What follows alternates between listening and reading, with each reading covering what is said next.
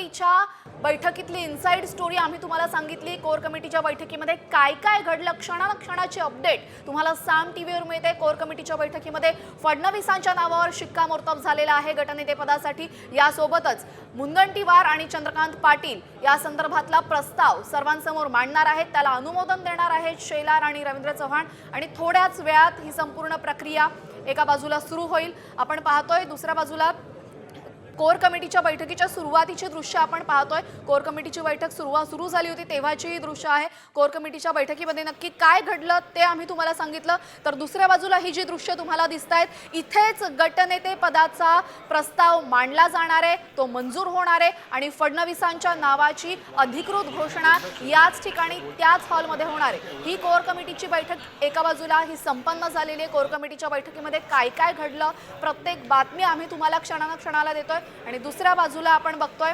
दुसऱ्या बाजूला सर्व नेते कोर कमिटीचे बैठक संपल्यानंतर जे सर्व नेते बाहेर आले होते तेव्हाचे दृश्य आहे। पंकजा मुंडे आहे, प्रवीण दरेकर आहेत, त्यानंतर भाजपचे सर्व महत्त्वाचे नेते कोर कमिटीच्या बैठकीतून बाहेर आलेले आहेत आणि सर्वांनी इथे पाहतोय फेटे परिधान केलेले आहेत। काही जण अजूनही आतमध्ये आहेत। देवेंद्र फडणवीस यांच्या नावावर सध्या शिक्कामोर्तब झालेला आहे। अत्यंत महत्त्वाची ही अपडेटेड माहिती आहे।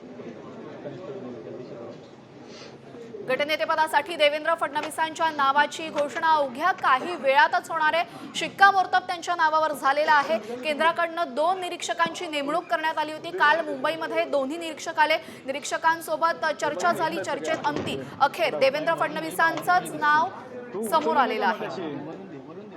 शपथ घेतील असं वाटतं, तुमचंही नाव चर्चेत आहे? नाही, मुळामध्ये माननीय आमचे शीर्ष नेते सर्वोच्च नेते एकनाथ शिंदे साहेबांनी या संदर्भातली भूमिका अत्यंत स्पष्ट शब्दामध्ये विशद केलेली असल्यामुळं घोळ असण्याचं काही कारणच नाही। त्यांनी स्पष्टपणे सांगितलेलं आहे आणि आमच्या दृष्टिकोनातून हा विषय जवळपास संपलेला आहे। त्यामुळं निश्चितपणे जे होणार आहे ते आपण बघूच। तुमचंही नाव चर्चेमध्ये आहे? नाही, तो मी कोण ठरवणार? ते आलेच बघा, ते ठेवते जवळपास जालन्यातनं सिनियर नेते म्हणून आपलं एक नाव आहे, ही 5वी टर्म आहे आपली, त्यामुळे शिवसेनेच्या ह्याच्यातनं आपलं नाव देखील नाही, हे मी कोण ठरवणार आहे? हे तर माननीय एकनाथ शिंदे साहेब ठरवतील, आमचे नेते ठरवतील, त्याबद्दल मी काय भाष्य करणार नाही। पण शिवसेनेमध्ये योग्य तो न्याय मिळेल असं वाटतंय, कारण की सिनियर आहात तुम्ही अत्यंत, त्यामुळे योग्य तो न्याय अर्थात अपेक्षित असतंच ते। सुद्धा मराठवाड्याचा अविशेष भरून निघेल असं वाटतं? अरे नाही, त्या विषय नाही। आता खरं तर वाट बघा, माननीय शिंदे साहेब आपल्याशी बोलतील। आता सावंत साहेबांनी आम्हाला नाश्त्याला बोलवलं, तिकडे आलेलो आम्ही। बाकी काय विषय दुसरा विषय असेल तर सांगा। विकासासाठी मराठवाड्याला मंत्रिपद मिळेल असं वाटतं तुम्हाला? विकास माननीय एकनाथ शिंदे साहेबांच्या नेतृत्वामध्ये खूप चांगल्या पद्धतीने 2.5 वर्षामध्ये विकास झालेला आहे। अजूनही नेते आहेत ते अजूनही